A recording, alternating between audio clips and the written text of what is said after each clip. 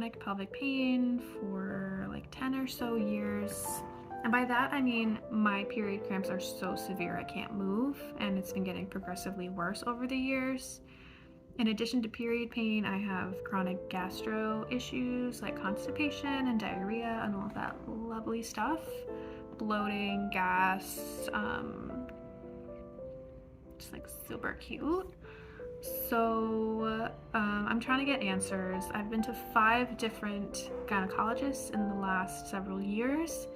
I've not been able to get any answers. I've had several doctors float PCOS, float IBS, but no one has like suggested a test or an evaluation or suggested any like trying to figure out a diagnosis. I've had gynos tell me like, yeah, you know, cramps happen. Cramps happen, girly. So, you know, one was like, when I get out of this appointment, I'm gonna go into my office and take some ibuprofen because that's just how it goes. Direct quote. I've taken birth control, I've taken the mini pill. They didn't really help. They made some symptoms worse. They made me feel crazy. So I'm really hoping that they don't suggest that tomorrow. This doctor or this clinic was recommended to me by a friend, and so far I've been super impressed with basically everything. They've been super thorough, like super thorough.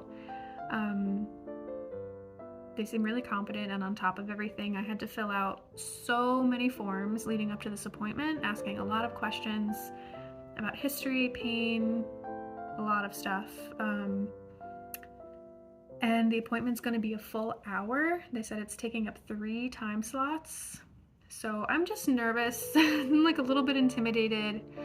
My imposter syndrome is telling me that I'm going to be wasting their time and they're going to tell me like, this is just cramps, like just deal with it. Or maybe you have excess prostaglandins and you need to eat better. Like, why are you in our office? That's kind of like what I'm fearing happening.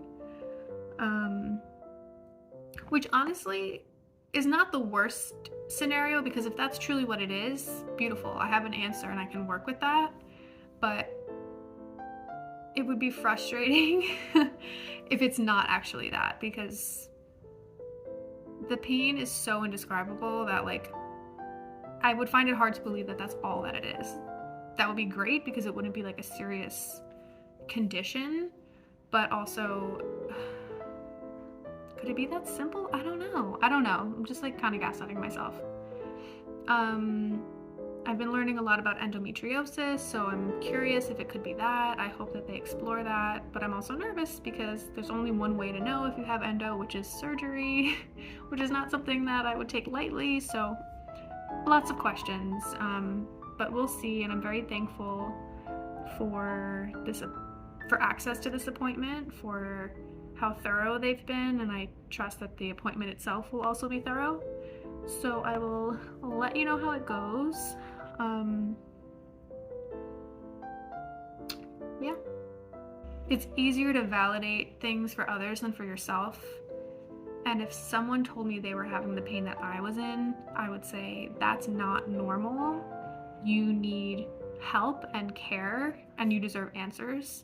And so I just want to validate that for anyone going through anything similar. If you're having severe debilitating pain on your period or otherwise, and doctors are telling you to deal with it, or it's anxiety, or just take a pain reliever, you know your body best, and you know when something is not right and something is not just run-of-the-mill an ache that you can make go away with a Tylenol.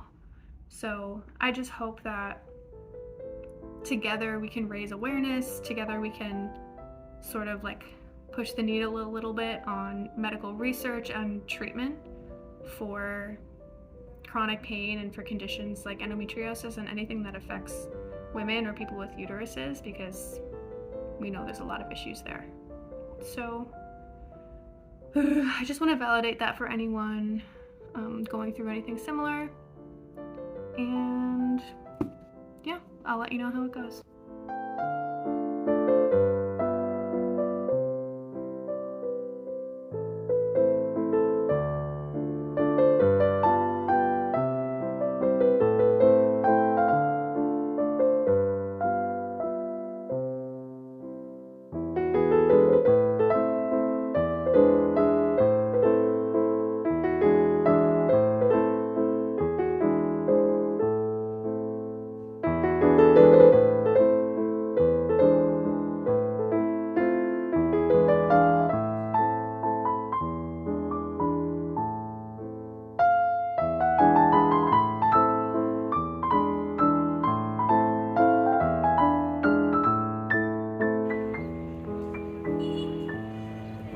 doctor was so thorough and basically so nonchalant. She was like, yeah, you probably have endometriosis with IBS symptoms.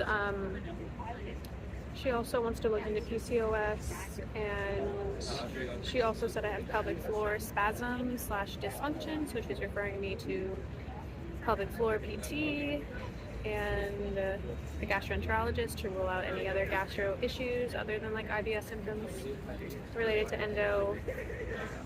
I'm getting an ultrasound, and then from the results of the insurance won't cover an MRI without an ultrasound, so we're getting the ultrasound so that we can get the MRI to see if there's anything there, but I know that's not a diagnostic tool for endo.